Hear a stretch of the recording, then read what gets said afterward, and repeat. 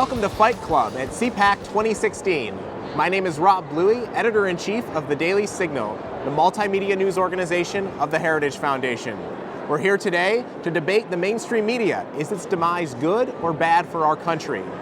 Chris Bedford from the Daily Caller News Foundation is going to argue that it is good, and Molly Hemingway from The Federalist will argue that it's bad. Chris, take it away. Fantastic. I would say that the demise of the media in America has actually been good for the United States. First, because of you guys up here with me, and secondly, because of us all around here at CPAC. But to begin with everyone here at CPAC, when this conference was started in the 70s, it was a small gathering of people. It was co-sponsored by National Review, at that time a fairly small but still influential journal of opinion. And the reason why we have gone from such a small gathering in a conference room to this giant conference of conservatives is partially because of the end of stovepiping of information by the big three, by ABC, CBS, NBC, which controlled everything. Back then, conservative voices could only be heard in journals of opinion. They would never get near the air.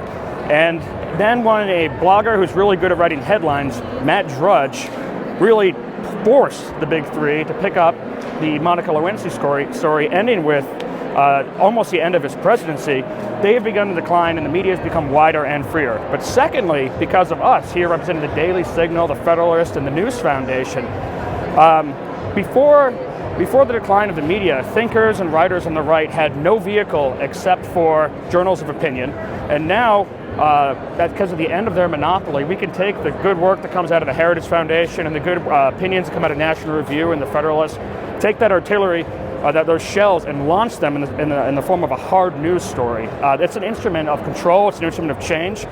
And here at the News Foundation, my reporters, they're 23, 24, they would have been lucky to be getting coffee for reporters. Now instead, they're making the news. And who would have ever guessed that some U.S. veterans on a Facebook page could have brought down an NBC anchor, like we saw last year through social media? That never would have happened if they were in complete control.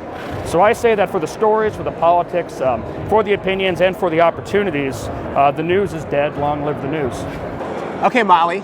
What do you think? Those are some good points, and I would never argue that the stranglehold that the mainstream media had on news and discourse was a good thing. But what are we even talking about when we talk about the mainstream media? I think we're really talking about that time in the middle of the previous century when you had certain publications, certain media outlets that just controlled all of the information.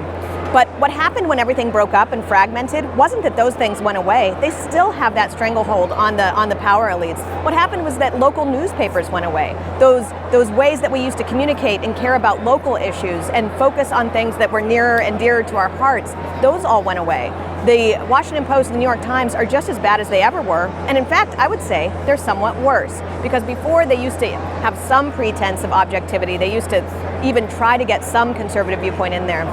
And now they just have completely flung themselves over to more extremism, and they are less likely to introduce even remotely conservative concepts to their readers or to their viewers. And so while it's been awesome, and frankly we had no other option if we wanted to get good conservative messages out, but to start our own publications and our own networks and our own means of getting that information out, it's come at a price. And the price is also interesting in what it's done to conservative thought. So conservatives used to be really good at, they knew what they believed themselves, but they also knew what the other side thought. And now you're able to silo yourself off and only get information that reinforces your viewpoint. It makes you less able to persuade someone else because you don't actually know what they're thinking or why they're thinking. That's always been a problem for people on the left. Now it's getting to be something of a problem for people on the right too. So that would be one downside. And I think that's how we should view it, is that we always saw the downside of that stranglehold that the media had before. We're starting to see some of the downside of not engaging with broader audiences or having shared communication. Think about what Tocqueville said. He said newspapers maintain civilization, that in aristocracies you have these elites who decide what they think and then they discourse with each other, whereas with newspapers or more of those types of means of communication, you had people come together and then try and persuade their fellow man. And so I think we had a problem on one side, we've sort of overcorrected on the other side, and now we need to get back where we're actually talking with each other if we want to preserve a democratic republic. It always requires a bit of working together, a bit of compromise, a bit of persuasion, and that's what you're not seeing so much is just anger and yelling, some of the tactics that you would associate with far left extremist groups, just denouncing your enemy as a bad person or whatnot. So this breakup has had good parts, but it's also had some bad parts. Okay, let me ask a follow-up question on this. Do you believe that mainstream media, which have long strived to be objective in their news reporting and coverage, are better or worse than news organizations that wear their bias openly on their sleeve? I would say that they are worse. And I think that the idea of an impartial media is a myth that was propagated by the media who was in control. The idea that these people don't have opinions and they could just turn it off is not there. And having worked in a newsroom, just like the two of you, you can say that a lot goes into just the stories that you choose to cover. So you may you may use impartial wording. You may say pro-abortion, anti-abortion instead of pro-life or pro-choice. But the stories that you choose to cover and the stories you choose to ignore play a huge factor in the news that people get. So there's no such thing really as impartial media. It's better for the consumer to have an idea of where their news is coming from. The original newspapers in the United States that helped form this republic were blatantly partisan. And I think, fortunately, we've come a long way from how viciously, blatantly partisan those newspapers were, but readers, an informed reader can still get an idea of where someone's coming from and what their point of view is, even by scrolling through the pictures on a news site, and that makes for a more informed reader.